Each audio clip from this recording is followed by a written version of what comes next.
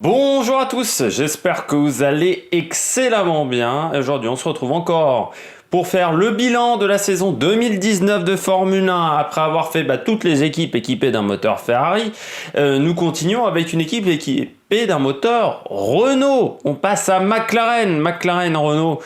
Qui a réalisé une bonne saison, quatrième du championnat du monde avec 145 points, c'est 83 points de plus que l'année dernière, 2 places de gagné également, meilleure saison depuis 2014, et à l'époque c'était avec un moteur Mercedes, un podium également, et surtout 14 sur 20 pour l'équipe McLaren. Pourquoi 14 sur 20, toujours la question que vous vous posez, pourquoi cette note?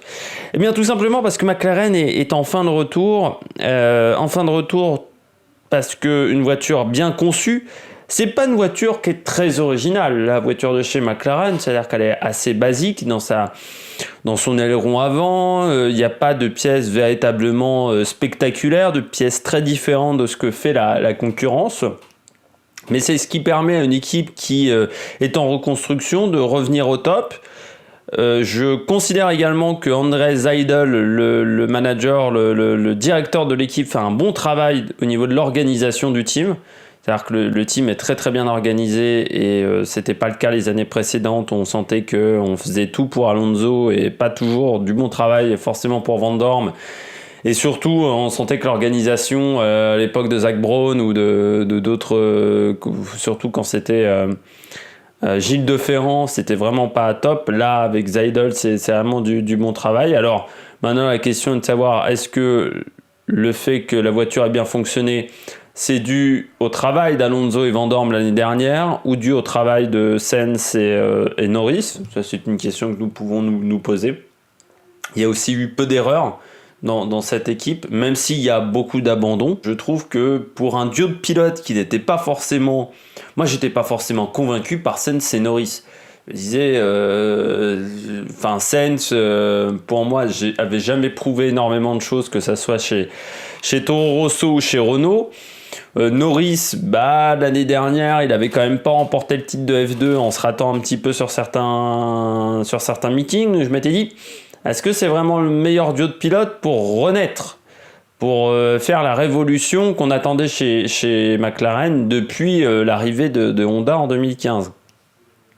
Eh bien, c'est réussi. Ils ont battu l'équipe numéro 1, ils ont battu Renault. Donc quand on est une équipe cliente, c'est toujours l'objectif, c'est de battre l'équipe numéro 1. Ils ont parfois... menés devant Red Bull, ils ont parfois réussi à faire des bonnes perfs. En qualification, ils ont toujours été quatrième force du plateau. En course, c'était parfois un peu moins le cas.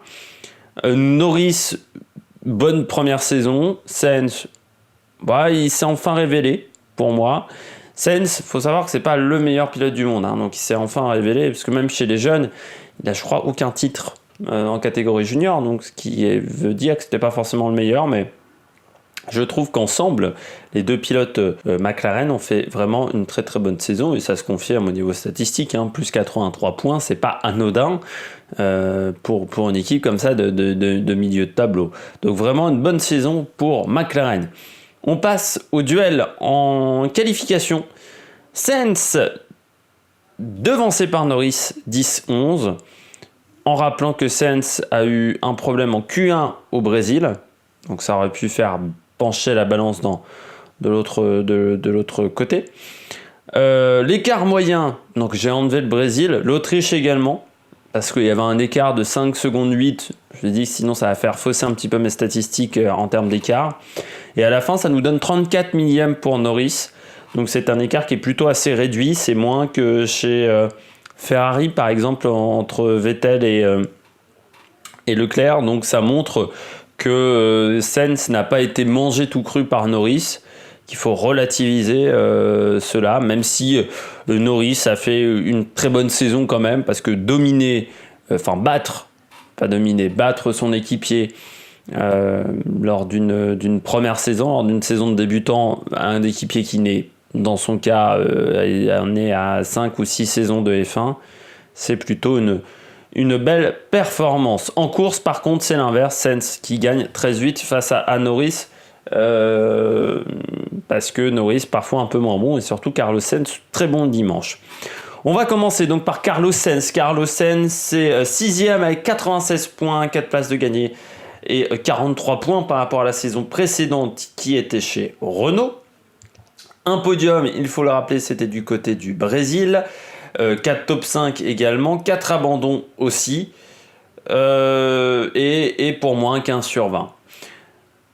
15 sur 20, alors que je ne suis pas un énorme fan de Carlos Sainz, qui pour moi est arrivé en F1 aussi grâce à l'aura de son père. Carlos Sainz, on se souvient, son père champion du monde de rallye, double champion du monde des rallyes pendant quelques temps, pas longtemps, recordman du nombre de victoires en WRC avant que Sébastien Loeb arrive. Également vainqueur du Dakar également à 2 reprises. Carlos Sainz, c'est 2 ou 3 reprises, même le Dakar, je ne sais plus, j'ai un trou, j'ai un doute. Chez Volkswagen et chez Peugeot, mais est-ce qu'il l'a... Ouais, non, 2 fois. 2 fois. Allez, 1 fois, 2 fois, 3 fois, c'est 2 fois. Allez, j'étais pas convaincu par Sainz en tant que leader. J'avais pas trouvé qu'il avait été excellent face à Hülkenberg chez Renault. Je l'avais pas trouvé non plus phénoménal face à Kvyat chez Toro Rosso. Je me disais, est-ce que c'est vraiment le pilote qui va permettre à McLaren de revenir au top niveau alors que Alonso a pas réussi, alors que Van Dorn, qui était pourtant un jeune prometteur, a pas réussi. Est-ce que ça va marcher? Est-ce que ça va matcher? Pour moi, c'est pas le meilleur metteur au point. Donc voilà, je me posais beaucoup de questions sur Sainz. Il n'avait pas montré grand-chose en Formule 1 depuis également. Et pourtant, il a fait le job. Il a fait très clairement le job. Très bon le dimanche, parce que c'est, je pense, le pilote... Alors, j'ai pas fait les statistiques de ce côté-là, mais qui a gagné le plus de places entre sa position sur la grille de départ et sa position à l'arrivée des Grands Prix. Il a gagné énormément de fois rien que le Brésil, rien que son podium, il part dernier pour finir 3e, mais sur d'autres Grands Prix où il gagne facilement 5-6 positions, parfois quand même trop agressif. Par exemple, le début de saison à Bahreïn, je me souviens très bien, où face à Vettel, il est un peu trop agressif et il est obligé d'abandonner. C'est quand même un pilote qui est quand même très très fort le dimanche, de toute façon trop agressif parce que 4 abandons cette année. Mais moi j'ai trouvé que c'est un raceur, comme je dis souvent, c'est un pilote du dimanche. Et un pilote du dimanche, c'est important pour ces teams parce que c'est un pilote qui veut dire que tu vas marquer des points. Même si le samedi est pas top, et bien le dimanche tu vas marquer des points. Pourquoi? Parce que c'est un pilote intelligent qui sait préparer sa voiture pour le dimanche. Je pense également que c'est un pilote qui est quand même bon metteur au point au final, parce qu'il sait rectifier la situation. Quand la situation le samedi est pas top, il l'a souvent rectifié la situation le dimanche. Donc ça veut dire, ça montre de l'intelligence pour un pilote. Donc doit bosser encore, je pense, sur son rythme pur en qualification, parce que sur un tour lancé, on le voit, il est devancé par Norris qui pourtant est un débutant en Formule 1. Mais c'est certainement un futur grand. C'est un futur grand, Carlos Sainz. C'est un pilote qui, dans les années à venir, et je ne le pensais pas quand il est arrivé en F1, parce que quand il est arrivé en F1, il venait des 3.5, c'est World Series by Renault 3,5 litres, et c'était pas forcément le championnat déjà à son époque qui était le meilleur au monde.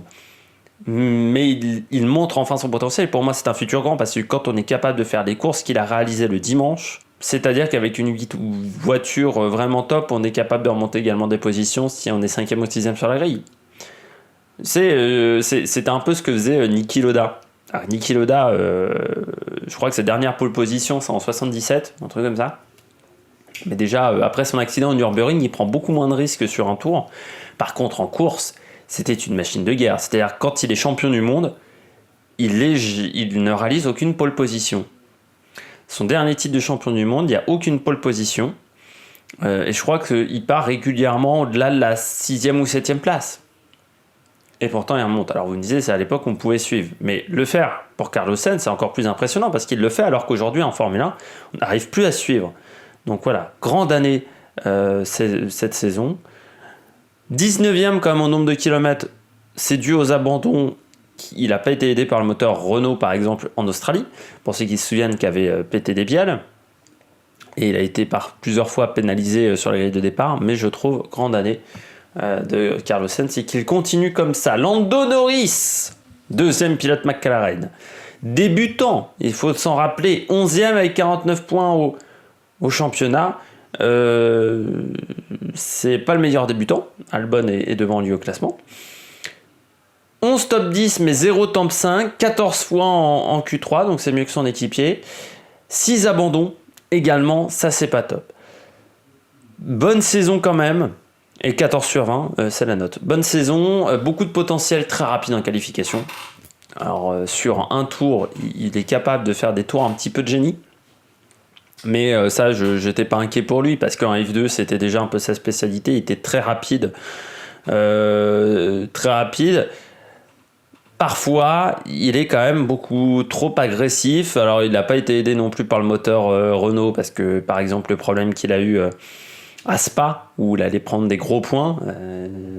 Donc là, il ne prend pas de points à Spa, par exemple, mais je le trouve des fois un peu trop agressif dans sa défense de position. Quand il doit défendre sa position, des fois, il zigzague un peu à la Magnussen, et j'aime pas... Enfin, des fois, c'est dangereux. Vraiment, dans la zone de freinage, c'est dangereux. Quand c'est en ligne droite, non, tu peux le faire. Ça permet au moins d'avoir un petit peu de bagarre. C'est vrai qu'à l'approche vraiment dans la phase finale du freinage, je trouve très dangereux. En course, il est rapide en qualif, mais en course, je trouve qu'il n'a pas un énorme rythme. C'est-à-dire que souvent, il démarrait devant Sainz et il finissait derrière Sainz, à voiture équivalente, et puis avec quand même des distances assez importantes avec Sainz. Donc je pense qu'il faut qu'il travaille là-dessus, parce qu'il perd encore trop de positions. Lui, c'est l'inverse de Sainz, c'est-à-dire Sainz, pas forcément bon en qualification, mais bon en course, alors que Norris, c'est l'inverse. Beaucoup de places perdues en qualification, et puis il doit réussir à faire un championnat complet. Ça, je confère à sa saison de F2 où il perd le titre face à Russell, parce que Russell est beaucoup plus constant. Lui, il a du mal à être constant sur toute une saison. Et cette année, ça a encore été le cas. Il y a eu des bons hauts. Il y a eu quand même quelques bas où il est très loin de Sainz. C'est là-dessus qu'il va devoir travailler pour la saison 2020. Mais il est capable d'être très performant dans les années à venir. Et je suis sûr que là, on a un futur crack avec Norris. S'il gâche pas son talent à faire trop de conneries, normalement, ça devrait bien se passer. Mais voilà, être plus constant, faire moins d'abandon, être plus rapide en course, c'est cet objectif pour 2020. En parlant de 2020, on va y arriver à faire une phrase en français. On va parler des enjeux 2020, et du côté des enjeux 2020, du côté de McLaren, progresser encore. L'objectif est, je pense, de se rapprocher de la 3e place, parce que là, ils sont quand même encore loin de la 3e place au niveau points, avec encore une meilleure organisation, plus de moyens, on verra quand même. Sainz, il doit continuer comme ça, parce que soit il continuera avec le moteur Mercedes en 2021, mais il sera bon. Norris, il doit corriger ses tout petits défauts pour être un futur crack.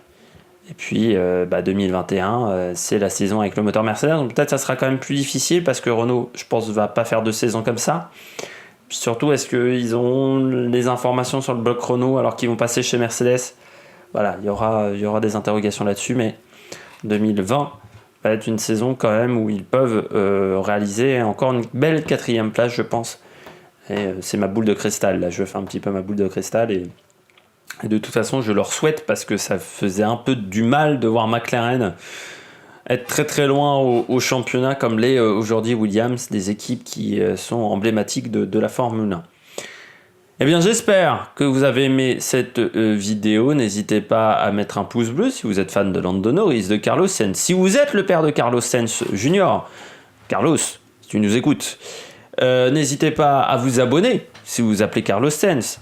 Et puis surtout, n'hésitez pas à mettre un commentaire dans la vidéo, à mettre un pouce bleu. Et puis nous, on se retrouve pour de prochaines aventures sur l'Amérique Production. Ciao, ciao.